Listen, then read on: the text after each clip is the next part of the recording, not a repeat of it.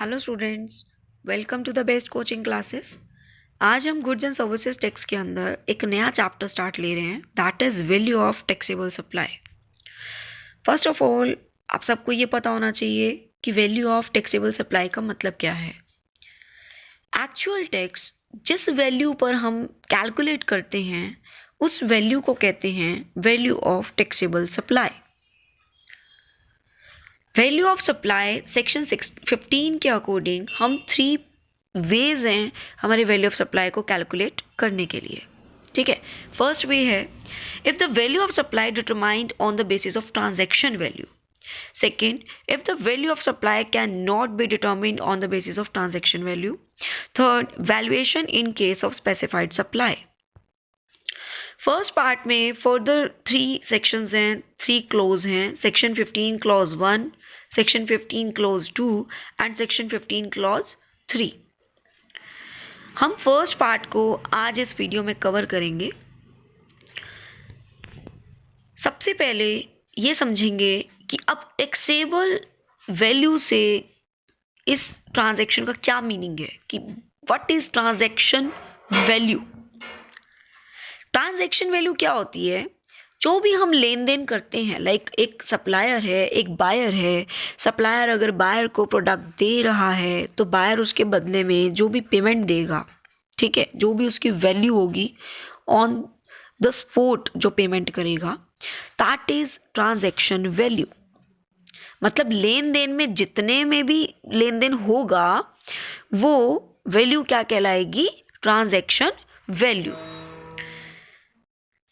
और transaction value के लिए हमें कंडीशंस चेक करनी पड़ेंगी कि अगर ये कंडीशंस सेटिस्फाइड करते हैं तो आप ट्रांजैक्शन वैल्यू पर अपना टैक्स जो है कैलकुलेट कर लेंगे। बट अगर इन कंडीशंस को सेटिस्फाई नहीं करते अगर, तब आपको अपना सेकंड पार्ट पे स्विच होना पड़ेगा, जो कि सेक्शन 15 सब सेक्शन 4 के अंडर है। अब 2 कंडीशंस क्या हैं? Supplier and recipient of supplier not related. Means कि जो सप्लायर है और जो बायर है वो आपस में रिश्तेदार नहीं होने चाहिए, उनका आपस में कोई भी रिलेशन नहीं होना चाहिए। अगर उनका आपस में कुछ रिलेशन निकला तो ट्रांजैक्शन वैल्यू पर हम टैक्स कैलकुलेट नहीं कर सकते, बिकॉज आप रिश्तेदारों को तो कम रेट में भी दे सकते हो, है ना। तो इसीलिए आपस में आपका कोई रिलेशन नहीं होना चाहिए। Next, price is the sole consideration for supply.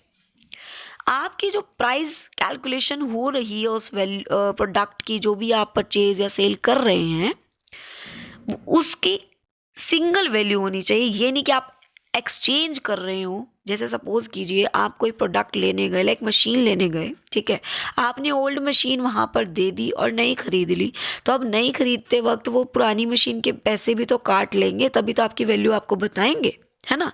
तो ये कैटेगरी हमारे इस पॉइंट पे नहीं आएगी। क्यों? क्योंकि वहाँ पे एक्सचेंज के वैल्यू भी बीच में कैलकुलेट होकर बाद में आपको वैल्यू पता चल रही है, ठीक है। इसीलिए उसने बोला price is the sole consideration for supply. Condition ये है कि आपने कुछ एक्सचेंज नहीं किया, आपने पूरी मशीन परचेज की है अगर, तो पूरी वैल्यू उस मशीन की दी है, ठीक है। तो इस तरह से मतलब प्राइस जो है सोल कंसिडरेशन होना चाहिए। अब इसके कुछ एसेंशियल्स जो कि हमने ये देखिए चार्ट में 15(1) में वैल्यू ऑफ टैक्सेबल सप्लाई बताना था, सब क्लोज 2 में बताना है कंपल्सरी इंक्लूजन, एंड क्लोज 3 में बताना है exclusion of discount from the value of supply. अभी हमने टैक्सेबल सप्लाई समझा, अब हम पहले इसके एसेंशियल समझ लेते हैं। First, basis for valuation. Valuation किस बेसिस पर होगी? जितने का आप क्या खरीदेंगे? सामान खरीदेंगे, ठीक है। एक्चुअल वैल्यू जो भी आप जो है पे करेंगे। नेक्स्ट, प्राइस एक्चुअली पेड और पेएबल। इसमें एग्जाम्पल आता है, जैसे सपोज कीजिए कि जो प्राइस आपने पे कर दिया या जो पे करना है वो दोनों यहाँ पर इंक्लूड होंगे। जैसे सपोज कीजिए आप किसी को ऑडिट असाइनमेंट दे देते हैं, ठीक है, आपने किसी को ऑडिट असाइनमेंट दे दिया कि आप मेरे बिहाफ पे क्या करवा दें, असाइनमेंट करवा दें, उस टोटल ऑडिट करवा दें। उस टोटल ऑडिट की पेमेंट जो है सपोज कीजिए कि 2 लाख है, ठीक है। बट जिसको आपने ये रिस्पॉन्सिबिलिटी दी थी उसने आपके बिहाफ पे टैक्सी के एक्सपेंसेस या एक्स्ट्रा कोई भी एक्सपेंसेस 10,000 या एक्स्ट्रा कर दिए, ठीक है। तो अब यहाँ पर टोटल वैल्यू कितनी हुई, 2,10,000। तो आपको उस सारी वैल्यू लेनी पड़ेगी जो आपके बिहाफ पे आपके क्लाइंट ने की है, ठीक है, खर्च की है। अब आपकी यहाँ पे वैल्यूएशन कितने पे होगी, 2,10,000 पे। उसके ऊपर टैक्स लगेगा, ना कि सिर्फ और सिर्फ ऑडिट की payment, that is 2 lakh. Is it clear? Next आते हैं जी थर्ड कंडीशन पे, condition for acceptance of transaction value. अभी मैंने आपको बताया आप एक्सेप्ट कब करोगे, जब आप रिश्तेदार नहीं होगे, ठीक है। अब रिश्तेदारी के पॉइंट पे, रिश्तेदार का मतलब यहाँ पे ये नहीं था कि आपकी फैमिली मेम्बर्स, यहाँ पे मीनिंग था कि आप उनसे रिलेटेड नहीं होने चाहिए, मतलब सप्लायर और बायर आपस में कोई भी उनका रिलेशन नहीं होना चाहिए। उसकी कैटेगरीज बताई हैं। पहला है कि ऑफिसर और डायरेक्टर नहीं होना चाहिए, मतलब आप दोनों का बिजनेस एक प्लेस पे नहीं होना चाहिए, आप उसके ऑफिसर ना हो, डायरेक्टर ना हो, पार्टनर्स ना हो, एम्प्लॉयर एम्प्लॉय का रिलेशनशिप ना हो, ठीक है, रिलेटेड ऑनर ना हो, कंट्रोल्ड बाय अदर, ऐसा भी नहीं कि आप दोनों पे किसी एक पर्टिकुलर पर्सन का कंट्रोल हो, और ऐसा भी नहीं कि आप दोनों का किसी थर्ड पर्सन पर कंट्रोल हो, ठीक है। तो मतलब आप पहले से एक दूसरे को जानते होंगे ना फिर उस केस में, इसीलिए वो पर्सन यहाँ पे इंक्लूड नहीं होंगे। Together control a third person, third person को कंट्रोल करते होंगे। Members of the same family, obviously same family के मेंबर्स तो यहाँ पे इंक्लूड वैसे भी नहीं होंगे, ठीक है। और सेकेंड आपको मैंने बता ही दिया था कि जब प्राइस जो है सोल कंसिडरेशन अगर नहीं होगा तो वहाँ पे कैलकुलेशन ट्रांजैक्शन वैल्यू के अकॉर्डिंग नहीं होगी। नेक्स्ट चलते हैं कंपल्सरी इंक्लूजन 15 क्लॉज 2, ठीक है।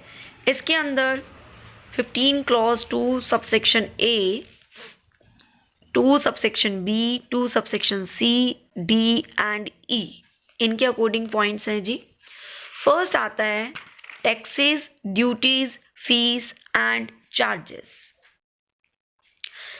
The value of supply shall include any taxes, duties, cess, fees, charge, ठीक है, levied under any law for the time being in force other than CGST or SGST Act. Means आपको वो सारी value add करनी पड़ेगी अगर आपने कोई भी एक्स्ट्रा टैक्स पे किया, ड्यूटी पे किया, सेस पे किया, फीस पे किया, कोई भी चार्जेस पे किए हैं जो कि जीएसटी से अकॉर्डिंग नहीं होने चाहिए, मतलब सीजीएसटी एक्ट के अकॉर्डिंग नहीं होने चाहिए, एसजीएसटी एक्ट के अकॉर्डिंग भी नहीं, यूटीजीएसटी एक्ट के अकॉर्डिंग भी नहीं होने चाहिए। अगर आपने इनके अदर देन कुछ ऐसी पेमेंट्स की हैं तो आपको जो टैक्स पे करना होगा, जो एक्चुअल वैल्यू पे करी है उस पर तो करना ही होगा, बट साइड बाय साइड अगर आपने कोई ड्यूटी पे करी है, कोई टैक्सेस पे किया, वो भी बीच में एड ऑन हो जाएंगे। सपोज कीजिए आपने एक्चुअल वैल्यू 2 लाख पे करी और आपने एक्स्ट्रा ड्यूटी पे करी है 10,000, तो अगेन आपकी जो टैक्स जीएसटी आपके ऊपर कैलकुलेट किया जाएगा आपकी वैल्यू पर, तो वो 2,10,000 वैल्यू पर कैलकुलेट होगा। आपको जीएसटी के रेट्स तो पता होंगे, 5%, 18%, ठीक है, जो जिस कैटेगरी में आता है। तो जो 18% कैलकुलेट होगा वो टोटल वैल्यू पर होगा, ताकि 2 लाख पर, ठीक है। और जहाँ पर सीजीएसटी, एसजीएसटी, यूटीजीएसटी के अकॉर्डिंग आ जाएगा तो वो यहाँ पे ऐड ऑन नहीं होंगे, क्योंकि वो तो हम कैलकुलेट कर रहे हैं, ठीक है। नेक्स्ट आता है expenses incurred by recipient on the behalf of supplier. इसके लिए लायबल कौन होगा? सप्लायर के बिहाफ पे रेसिपिएंट ने नो डाउट एक्सपेंसेस कर दिए, बट उसके लिए लायबल कौन होगा? लायबल होगा सप्लायर, ठीक है। और पे किसने कर दिए थे? रेसिपिएंट ने। पर अगर वो अमाउंट अगर आपने प्राइस में इंक्लूड नहीं किया तो करना पड़ेगा, तभी वैल्यू ऑफ सप्लाई आएगी और आप उस वैल्यू ऑफ सप्लाई पर अपनी क्या करेंगे? कैलकुलेशन करेंगे जीएसटी की, ठीक है। नेक्स्ट आता है इंसिडेंटल एक्सपेंसेस। इंसिडेंटल एक्सपेंसेस क्या होते हैं? Amount charge for anything done by supplier eight the time of और बिफोर सप्लाई, मतलब ट्रांजैक्शन से रिलेटेड कोई भी एक्सपेंसेस हो उन्हें हमें वैल्यू ऑफ सप्लाई कैलकुलेट करते समय बीच में इंक्लूड करना पड़ेगा। ठीक है, नेक्स्ट आता है इंटरेस्ट और लेट फीस और पेनल्टी फॉर डिलेड पेमेंट। अगर सपोज कीजिए कोई पर्सन डिले कर देता है पेमेंट, तो ऑब्वियसली उसके ऊपर क्या होगा, लेट फीस चार्ज की जाएगी या पेनल्टी पे करनी पड़ेगी उसे। तो गवर्नमेंट कहती है जो आपके जीएसटी कैलकुलेट होगा वो टोटल वैल्यू पर होगा, मतलब जो आपने लेट फीस भी दी ना उसे भी बीच में ऐड करना पड़ेगा। सपोज कीजिए एक्चुअल वैल्यू थी 1 लाख, ठीक है, आपको पेनल्टी पे करनी पड़ गई 5000, तो जो टैक्स कैलकुलेट होगा जीएसटी का वो आपका कितने पे कैलकुलेट होगा, 1,05,000 पे। ठीक है, नेक्स्ट आता है subsidy provided by central government और स्टेट गवर्नमेंट। अगर सब्सिडी इन दोनों ने आपको प्रोवाइड करी है तो आपको वैल्यू ऑफ सप्लाई में इंक्लूड नहीं करना, बट अगर अदर कहीं से मिली है, ठीक है, और वो प्राइस से डायरेक्टली लिंक रखती है तो आपको वो सप्लाई की वैल्यू में ऐड ऑन करना पड़ेगा। उसके बाद आपके ऊपर जीएसटी की कैलकुलेशन मतलब उस वैल्यू पर की जाएगी। ठीक है, नेक्स्ट आता है जी exclusion of discounts from value of supply. क्या क्या चीज़ें एक्सक्लूड करनी पड़ेंगी। ठीक है, first discount before or at the time of supply. अगर आपने डिस्काउंट्स दिए हैं before or at the time of supply तो वो इंक्लूड नहीं होंगे सप्लाई में, वैल्यू ऑफ सप्लाई में इंक्लूड नहीं होंगे अगर आपने उन्हें प्रॉपर इनवॉइस में रिकॉर्ड किया है। ठीक है, और अगर आपने डिस्काउंट दिए after the time of supply तो not included in the value if following 2 conditions are met, मतलब अगर आप इन दोनों कंडीशंस को पूरा कर देते हैं, ठीक है, तब तो आपके ऊपर वो मतलब वैल्यू में कैलकुलेट नहीं होंगे, एड ऑन नहीं होंगे, अदरवाइज होंगे। अब दो हमारी कंडीशंस क्या हैं, फर्स्ट एग्रीमेंट एंटर्ड इनटू और before the time of supply and discount is linked to relevant invoice, मतलब आप एग्रीमेंट में एंटर हो चुके थे टाइम ऑफ सप्लाई से पहले, ठीक है, और डिस्काउंट की बात हो गई थी, वो लिंक करता है, मतलब डिस्काउंट जो डायरेक्टली लिंक्ड है इनवॉइस के साथ। Second ITC attributable to the discounts reversed by the recipient. ITC discount से रिलेटेड था और आपने जो है वो रिवर्स कर दिया है। ठीक है, तो तब आपका क्या होगा, वो एड ऑन नहीं होगा, अदरवाइज होगा। आज इस वीडियो में हमने ये वाला पार्ट कवर किया है। ठीक है, मैं नेक्स्ट वीडियो लेकर आऊँगी दिस पार्ट पर। तब तक के लिए thank you and have a nice day.